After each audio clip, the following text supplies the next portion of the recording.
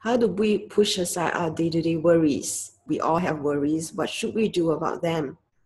Hi, my name is Martha. I'm a clinical sexologist with a doctorate in human sexuality, and I'm from Eros Coaching. We all have worries, frustrations, anger, resentments, concerns, and sometimes the way we feel about something means that it needs our attention, it needs addressing, and we need to do something so that it gets better.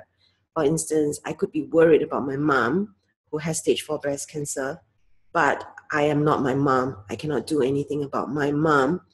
I cannot do anything for her, but I can do what I can as her daughter. I cannot force her to do anything. And what I can do instead of worrying about her is do what I can to make her feel better, to let her know that I love her and care for her and make her life a little bit better. That's what I can do. So what I like to do with regards to my worry is look at what I can do with regards to it. So in order to address the day-to-day worries, what I like doing is I like writing lists. I like writing things down so that they become action items. And when it comes to tackling a big issue, something big that I'm worried about, I like to tackle it in small steps so that I do a little bit every day rather than try to do too much or leave it too late, so that then it becomes really overwhelming and scary and I get even more worried or even more anxious about it. So breaking things into smaller steps I find really works.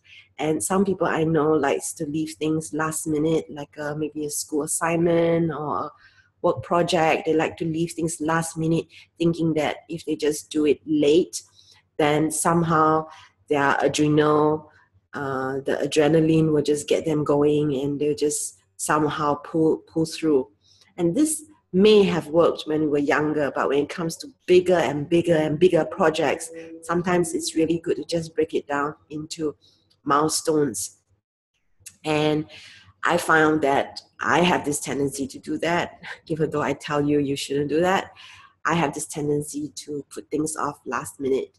And what I found that it has been a way for me to give myself an excuse of why it didn't go better, because I didn't have more time. I could have had more time, but I could have done better if I had planned my time better. And so it's a form of self-sabotage.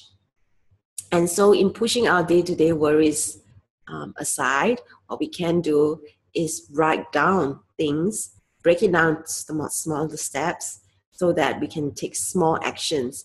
And a lot of times it's the hardest part is even getting the first step going. It's that resistance, that fear, that for me, fear of judgment is a big one. And so that fear causes me to not push through things. What I have found works well for me is sometimes making a public declaration.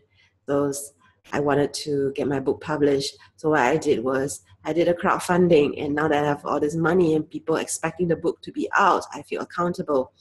And then I break it down into smaller steps. So I already declared that this is my deadline. So there was no deadline. I declared a deadline, and then from there broke it down into smaller steps. So look at what your worry is. See if you can write it down. See if you can break it down into smaller steps.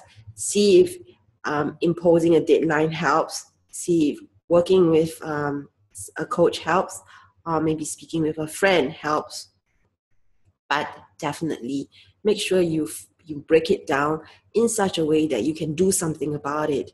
And for the things that you cannot do anything about, you need to tell yourself that you need to be able to let it go.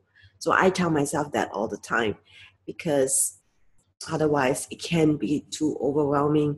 So this is my advice for you, and I'd love to hear from you. If you have any other thoughts, comments, suggestions, and questions for me, you can reach out to me at ask@eroscoaching.com.